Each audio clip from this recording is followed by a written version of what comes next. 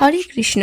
একসময় উড়িষ্যায় অধিবাসীগণের মধ্যে কবি জয়দেব রচিত গীত গোবিন্দ গীতি বই প্রসিদ্ধ লাভ করেছিলেন। পুরীর মন্দিরের কাছে ছোট্ট একটি গ্রামে পদ্মা নামে এক বালিকা থাকত।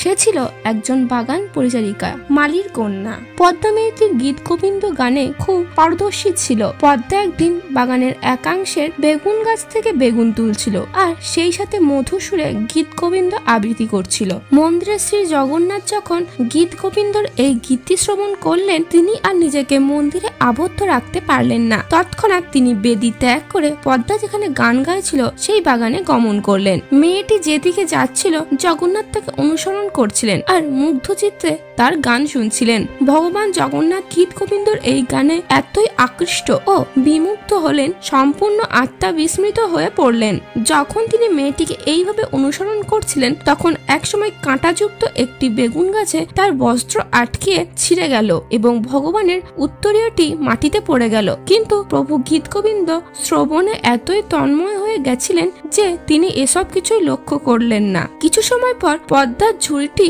বেগুনে ভর্তি হলো। সে বাগান থেকে চলে গেল। গীত গোবিন্দ শ্রবণ করে পূর্ণ পরিতৃপ্ত চিত্রে শ্রী জগন্নাথ মন্দিরে ফিরে এলেন। পরের দিন সকালে পূজারীরা প্রাতঃকালীন সেবা কর্ম করার জন্য মন্দিরে এলেন। তারা তখন মন্দিরের দ্বার খুললেন। তখন তারা সবিস্ময়ে লক্ষ্য করল যে জগন্নাথের বস্ত্র ছেঁড়া এবং তার উত্তরীয়টি নেই। মনে হচ্ছিল যেন আগের দিন সন্ধ্যায় ভগবানকে যথাযথভাবে বস্ত্র পরানো হয়নি। এসব থেকে পূজারীরা চিন্তিত হয়ে পড়লেন এবং অবিলম্বে রাজাকে সংবাদ দিলেন। কিভাবে এমন ঘটনা ঘটতে পারে কারোরই বোধগম্য হলো না। প্রত্যেকেই এটাকে অত্যন্ত অশুভ লক্ষণ সূচক বলে বিবেচনা করলেন। রাজা এসে পূজারীদের সেবার কোনো ত্রুটি হলে তার জন্য ভগবানের কাছে ক্ষমা প্রার্থনা করলেন এবং রাজা প্রায়শ্চিত্ত স্বরূপ উপবাস করতে শুরু করলেন। ভগবান জগন্নাথ রাজার কাছে স্বপ্নে আবির্ভূত হয়ে বললেন, হে রাজা, বিচলিত হওয়ার কারণ নেই। আমার মহান ভক্ত জয়দেব রচিত গীত গোবিন্দ আমার অত্যন্ত প্রিয়। আমি এটি শ্রবণ করতে অত্যন্ত পছন্দ করি। গতরাত্রে একটি গ্রাম্য বালিকা খুব সুন্দর সুরে গীত গোবিন্দ গাইছিল। আমি তার গানে আকৃষ্ট হয়ে পড়ি এবং তার গান শ্রবণ করার জন্য মন্দির ত্যাগ করি। আমি যখন বেগুন খেতে তাকে অনুসরণ করছিলাম, তখন বেগুন গাছের কাঁটায় আমার পোশাক ছিঁড়ে যায় এবং আমার উত্তরীয়টি সেই বেগুন খেতেই পড়ে যায়। এর জন্য তোমাদের বিচলিত হওয়ার কোনো কারণ নেই। এসবে তোমাদের কোনো দোষ নেই। কিন্তু তোমাদের কাছে আমার অনুরোধ, ওই বালিকাটিকে প্রতিদিন মন্দিরে নিয়ে এসে আমার সামনে গান করতে বলো। আমি বিশ্রাম গ্রহণের পূর্বে তার মুখে গীত গোবিন্দ গান শ্রবণ করব।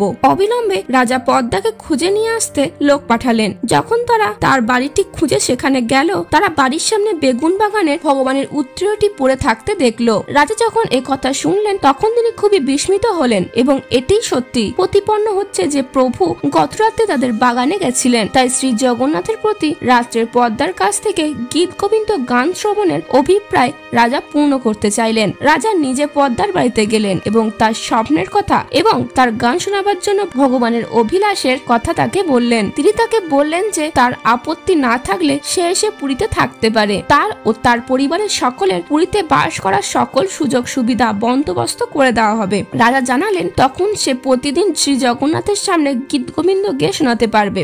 কথা শুনে পদ্মা খুবই আনন্দিত হলো। তার কতই না সৌভাগ্য যে ভগবান নিজে তার কাছে গীত গোবিন্দ গান শ্রবণ করবেন। ফলে পদ্মা তার পরিবারের সকলকে নিয়ে পুরীতে গিয়ে শ্রী জগন্নাথ সেবা করতে সম্মত হলেন। আচিরেই তারা সকলে পুরী এসে রাজার সঙ্গে সাক্ষাৎ করলো। রাজা তাদের সকলকে পুরীতে বাস করবার সকল সুব্যবস্থা দিলেন। পদ্মাকে শ্রী জগন্নাথের সামনে গীত গোবিন্দ গান করার বিশেষ সেবা দিলেন। সেই থেকে ভগবানের বিশ্রাম গ্রহণের পূর্বে গীত গোবিন্দ গান করে শোনানোর প্রথা জগন্নাথ মন্দিরে প্রবর্তিত হলো।